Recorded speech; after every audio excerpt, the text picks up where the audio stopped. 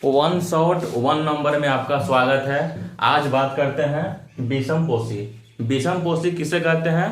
जो अपने भोजन के लिए किसी अन्य जीव या पादप पर निर्भर करते हैं, उसे बोलते हैं विषम पोषी।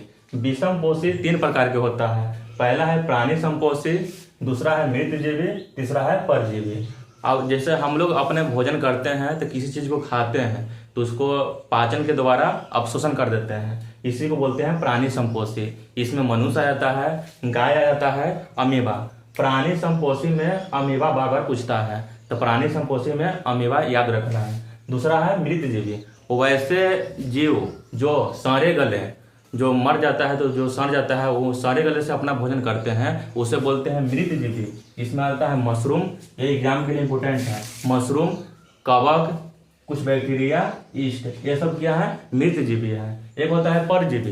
परजीवी में होता है कि वो तुम्हारे ऊपर रहेगा, तुम्हारा से ही भोजन प्राप्त करेगा, उसे बोलते हैं परजीवी। जैसे हमारे बाल में जो जू होता है, तो जू किया जाता है, हम जो खाना खाते हैं तो मेरा ही खाना वो ऊपर वाला खाता है, तो इसी को बोलते हैं परजीवी। इसमें कौन कौन आ जाता है? जैसे अमरबेल हो गया, एग्जाम्पल अमरबेल याद रखना है, एग्जाम में बार बार आता है अमरबेल, एक जू।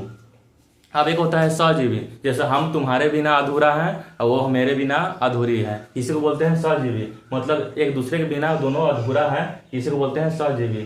सजीवी में आता है लाइकेन। और लाइकेन में कौन कौन दो है तो ये याद रखना है, एक रहता है कवक और शैवाल।